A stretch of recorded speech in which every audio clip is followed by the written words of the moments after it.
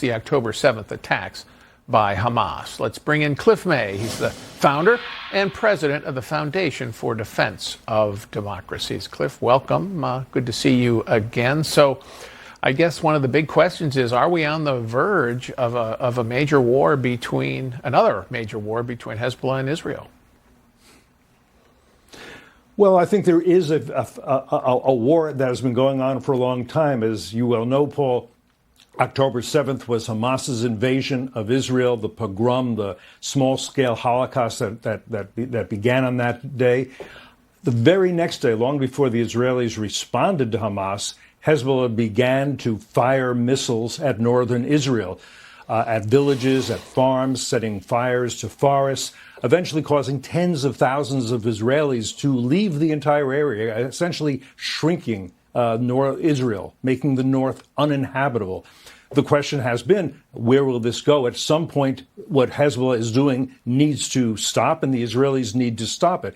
As you also well know, back in 2006, the last major war between Israel and Hezbollah, it ended with a UN Security Council resolution, 1701. Under that resolution, under that ceasefire, under that peace deal, what happened?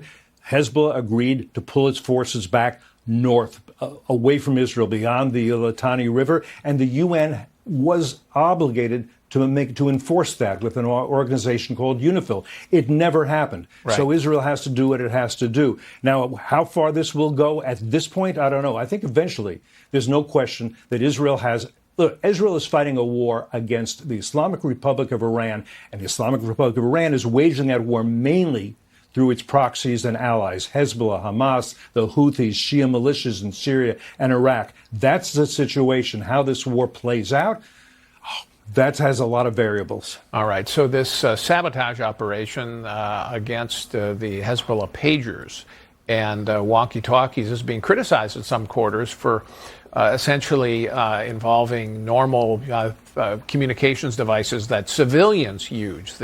The UN Security Council Secretary General Guterres said you can't do that, so have others. What do you make of that critique?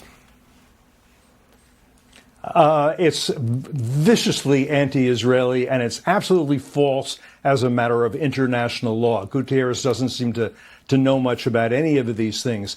Ever since Hezbollah broke the ceasefire that essentially was in effect on October 8th, before Israel went and began to retaliate against Hamas, there has been a conflict in place, and every Hezbollah terrorist combatant officer, what is an appropriate target for Israel. This is the most targeted strike probably in history against an enemy army, with less collateral damage than any, because literally the Hezbollah was wearing these devices on their belts, and they're wearing them on their belts. Why?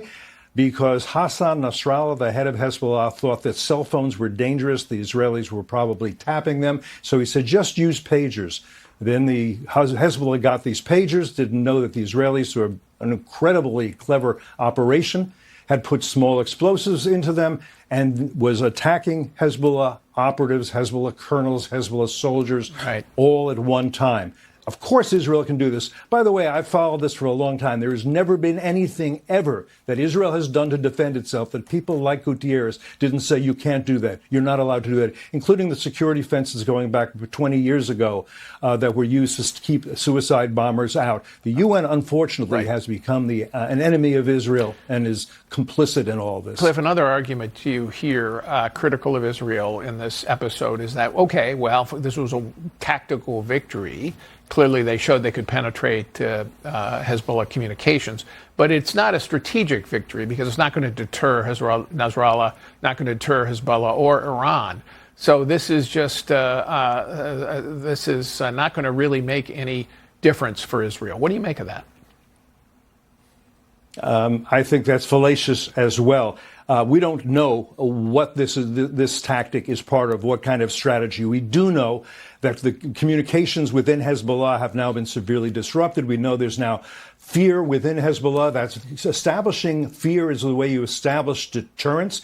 Your enemies need to know not only can you stop them with such things as the Iron Dome, but you can punish them for what they do. And this is punishment. It makes it harder for them to coordinate further activities. The Israelis haven't stopped. They've continued. They've now killed 2 people from Hezbollah who were responsible for killing Americans in 1983, the bombing of the embassy in the U.S. Marine barracks. There was a U.S. bounty on their heads, but the U.S. never got around to tracking them down and killing them. It was a favor to the U.S. This is part of getting deterrence back. This is part of Israel getting its mojo back and getting its groove back, I would say. And also sending a message to Tehran. Hey, if we know what Hezbollah terrorists are wearing on their belts, maybe we can get into your systems as well. What's that Fitbit on your wrist? Maybe it's going to start smoking any day now.